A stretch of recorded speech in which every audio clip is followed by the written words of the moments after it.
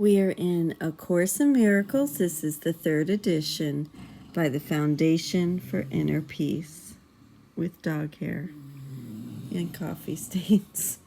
Today we will be picking up on Section 1 in Chapter 23, the Irreconcilable Beliefs.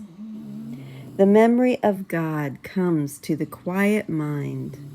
It cannot come where there is conflict, for a mind at war against itself remembers not eternal gentleness. The means of war are not the means of peace, and what the warlike would remember is not love. War is impossible unless belief in victory is cherished. Conflict within you must imply that you believe the ego has the power to be victorious. Why else would you identify with it? Surely you realize the ego is at war with God. Certain it is, it has no enemy. Yet, just as certain is its fixed belief, it has an enemy that it must overcome and will succeed. Do you not realize a war against yourself would be a war on God? Is victory conceivable?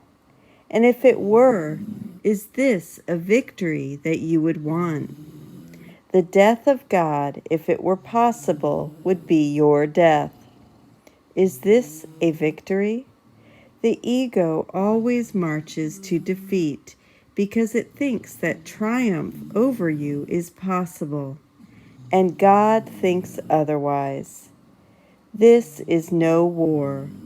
Only the mad belief the will of God can be attacked and overthrown. You may identify with this belief, but never will it be more than madness. And fear will reign in madness and will seem to have replaced love there. This is the conflict's purpose. And to those who think that it is possible, the means seem real. Be certain that it is impossible God and the ego, or yourself and it, will ever meet. You seem to meet and make your strange alliances on grounds that have no meaning. For your beliefs converge upon the body, the ego's chosen home, which you believe is yours. You meet at a mistake, an error in your self-appraisal. The ego joins with an illusion of yourself you share with it, and yet illusions cannot join. They are the same and they are nothing. Their joining lies in nothingness. Two are as meaningless as one or as 1,000. The ego joins with nothing, being nothing. The victory it seeks is meaningless as its belief. Brother, the war against yourself is almost over. The journey's end is at the place of peace. Would you not now accept the peace offered you here? This enemy you fought as an intruder on your peace is here transformed before your sight into the giver of your peace. Your enemy was God Himself, to whom all conflict, triumph, and attack of any kind are all unknown. He loves you perfectly, completely, and eternally. The Son of God at war with His Creator is a condition as ridiculous as nature roaring at the wind in anger, proclaiming it is a part of itself no more. Could nature possibly establish this and make it true? Nor is it up to you to say what shall be part of you and what is kept apart. The war against yourself was undertaken to teach the Son of God that He is not Himself and not His Father's Son. For this, the memory of His Father must be forgotten. It is forgotten in the body's life, and if you think you are a body, you will believe you have forgotten it. Yet truth can never be forgotten by itself, and you have not forgotten what you are.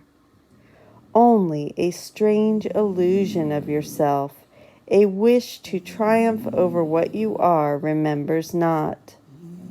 The war against yourself is but the battle of two illusions, struggling to make them different from each other, in the belief the one that conquers will be true. There is no conflict between them and the truth, nor are they different from each other. Both are not true, and so it matters not what form they take. What made them is insane, and they remain part of what made them. Madness holds out, no menace to reality, and has no influence upon it. Illusions cannot triumph over truth, nor can they threaten it in any way. And the reality that they deny is not a part of them. We're going to go ahead and stop there today, and we will pick up on paragraph 7 tomorrow and finish section 1. I thank you so much for joining with me. I love you. I will see you then. I appreciate you.